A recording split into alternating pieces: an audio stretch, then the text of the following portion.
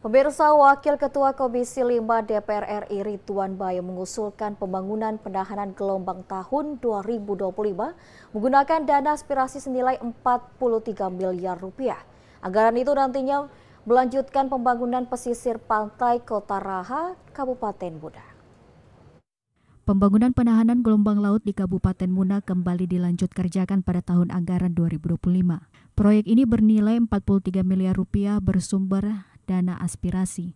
Usulan yang dicetus oleh Ridwan Bayu ini bertujuan dalam mengatasi bencana abrasi yang sering terjadi di pesisir pantai Kota Raha. Pembangunan penahanan gelombang pantai Kota Raha telah dimulai tahun anggaran 2024 dengan anggaran 19 miliar rupiah dan panjang 710 meter. Dan diperkirakan proyek ini selesai tahun 2024. Ridwan Bayu meminta peran pemerintah daerah dalam mempercepat pembangunan sarana olahraga dan pembangunan kolam renang.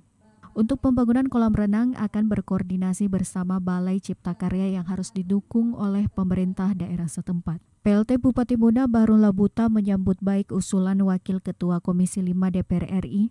Pihaknya memiliki program untuk mendorong pembangunan di Kabupaten Muna dan juga perlu disambut dukungan oleh Ridwan Bayu dari legislasi DPR RI. Sudah mulai indah sebentar saya lihat. Nah, kita diskusi dengan Pak Kepala Balai Sumber Daya Air, Pak Andi Umardani, itu pada waktu datang kemarin ini akan jauh lebih baik lagi kalau misalnya penataan kawasannya ini dilaksanakan oleh Cipta Karya. Maka oleh karena itu kunjungan saya bahas serta dengan Cipta Karya hari ini yang nantinya akan digambarkan apa bisa ditangani oleh Cipta Karya dengan APBN ini tentang kawasan sarana olahraga ini.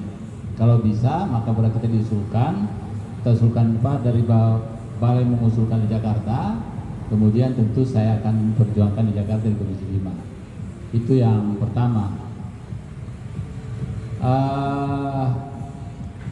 Tentu pentingnya dia lihat yang mana, yang kita harapkan begini, sebentar dia akan ekspos, di mana peran pusat yang bisa dilakukan. Dan kalau kita bisa juga peran daerah juga harus ada Pak Bupati. Artinya kalaupun keuangan daerah kita kecil, tapi paling tidak ada bagian yang mereka ambil alih, gitu, ada bagian pekerjaan yang mereka lakukan di pemerintah daerah. Sementara itu, Kepala Balai Sungai Wilayah 4 Sulawesi Kendari, Adi Andi mengatakan bahwa pembangunan akan dilanjutkan sepanjang 1,3 km secara bertahap tahun 2025. Pembangunan berdasarkan skala prioritas dari titik yang paling parah terkena abrasi. Aditya Hidayat, kontributor TVRI Sultra melaporkan.